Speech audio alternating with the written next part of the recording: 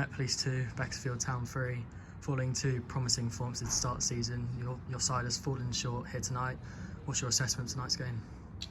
I think in reflection, they've taken their chances when they've come, and we haven't. So that's a big factor in the game. And also, we've made some fundamental mistakes which have handed them those goals, which the boys are going to have to learn very, very quickly from. The first one is an unmarked person in our box from a corner, which just can't happen, and has been allowed to jink and shoot. Basics. Second one's a header from Louis that goes back into an area you really don't want it going back into, and it's doomed from there really. The third one, you got a straight ball played out of defence to a straight run, which is always going to get picked off, or is always likely to get picked off, and they've broken and created an overload on one side and scored. So we felt that if we could stay in the game, then we would come stronger, and probably so it proved to an extent in the last sort of 10 minutes of the game. Obviously with 10 men, because we've played the majority of the second half with 10 men. However, I've got to say it's just a ridiculous sending off. It's a ridiculous decision from the ref to give him a second yellow, it's just someone running and I don't think we can appeal a second yellow either. It's got to be a straight red. So it kills us from that sort of point of view. But there was a fair bit of damage done before that. Let's be honest about it. So it's a disappointing night. There are pluses. There are pluses. Every time we play some decent stuff. A little bit more limited with the 10 players, but we came strong in the end. We got a goal and made it a little bit exciting for the few fans that were here, and it made for an interesting 10 minutes when actually, to an extent, some people might think we were looking at damage limitation, which in some respects we were. So I've got to be honest. We have to reflect of 3 games. It's 2 wins and a loss, and it's an easy loss to palate. You can analyse it all you like. It's quite easy to understand why we are in that position. Got to pay credit to them. Good side, built a good side there, Gal. A very, very experienced side, they're a side that I thought managed the ref very well tonight. Let's be honest about it.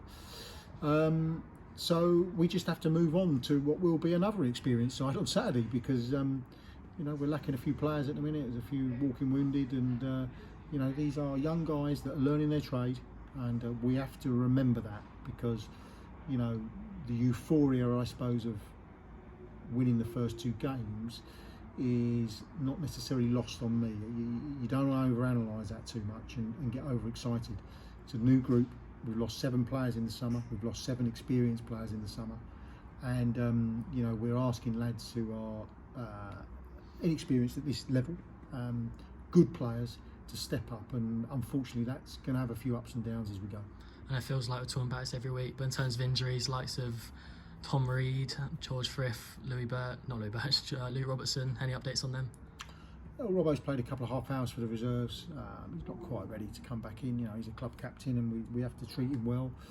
Tom was here tonight. I think he's going to be out for quite a few weeks, if I'm honest. And Frith's news is actually a little bit better, in the respect that it's not any huge damage. It's a bursa, as I understand, that's burst behind his knee.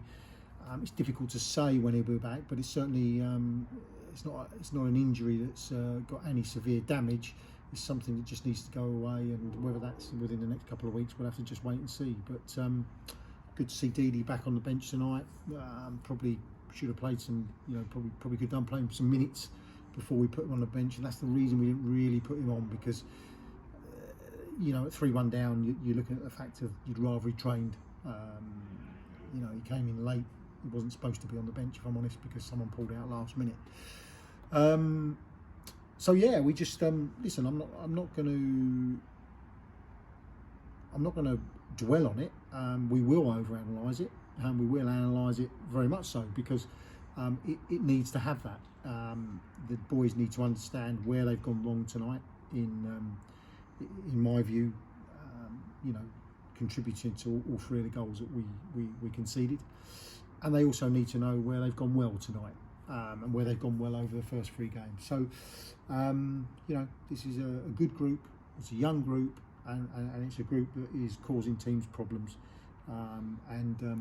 You know, if we can fine tune it a little bit, cross the T's, dot the I's, then you know, hopefully we'll win more than we don't.